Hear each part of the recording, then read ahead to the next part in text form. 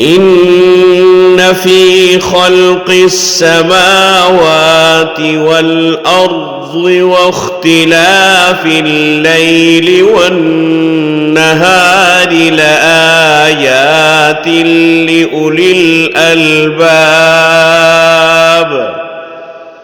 الذين يذكرون الله قياما وقعودا وعلى جنوبهم ويتفكرون في خلق السماوات والأرض ربنا ما خلقت هذا باطلا